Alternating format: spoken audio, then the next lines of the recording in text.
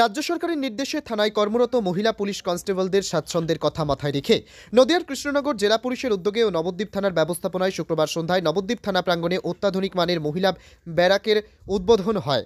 গত 3 মাস আগে লক্ষাধিক টাকা ব্যয় করে মহিলা পুলিশ কর্মীদের জন্য ব্যারাকটি নির্মাণ কার্য শুরু করে নবদ্বীপ থানা কর্তৃপক্ষ। শুক্রবার সন্ধ্যায় ফিতে কেটে নবনির্মিত ব্যারাকের দ্বারোদ্ঘাটন করেন কৃষ্ণনগর জেলা পুলিশের পুলিশ সুপার অমরনাথকে। উপস্থিত ছিলেন অতিরিক্ত পুলিশ সুপার গ্রামীণ উত্তম ঘোষ সহ ডিএসপিডি অ্যান্ড টিএম রহমান ছাড়াও জেলা পুলিশের অন্যান্য আধিকারিকেরা। মূলত নবদ্বীপ থানার ভারপ্রাপ্ত আধিকারিক জলেশ্বর তিওয়ারির অক্লান্ত প্রচেষ্টায় দ্রুত এই মহিলা ব্যারাকের কাজ সম্পন্ন হবার পর এদিন দ্বারোদ্ঘাটন করা হলো।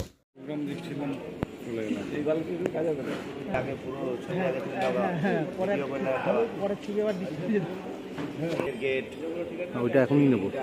সামনের দিকটা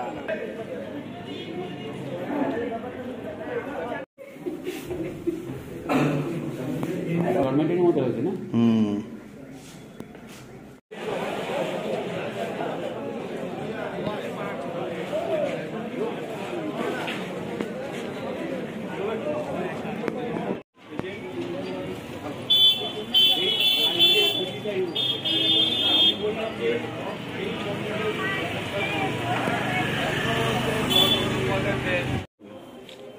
ব্যারাকে হ্যাঁ, মহিলা ব্যারাক তো উদ্বোধন হলো, কতটা জায়গা নিয়ে বাকি হবে? তো এটা অ্যাকচুয়ালি আগে মানে 6-7 মাস আগে আমাদের ওয়েলফেয়ার মিটিংয়ে মানে এরকম একটা ডিমান্ড ছিল। এখন প্রত্যেকটা থানাতে আমাদের 8 থেকে মিনিমাম 8 জন আছেন লেডি কনস্টেবলসও থাকছে। তো এটা পশ্চিমবঙ্গ গভর্নমেন্টের একটা প্রোগ্রামই আছে কি এখন থানাগুলোতে স্পেসিফিক আছে লেডি ওরিয়েন্টেড ডেভেলপমেন্টগুলো করার জন্য। তো আমরা অনেকটা থানাতে আছে নতুন লেডি ব্যারাক উদ্বোধন করতে পেরেছেন গত 1 বছরে।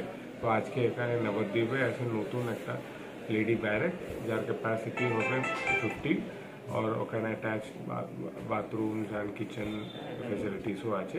তো আজকে ওটা উদ্বোধন হয়েছে। ঠিক আছে, আর কিছু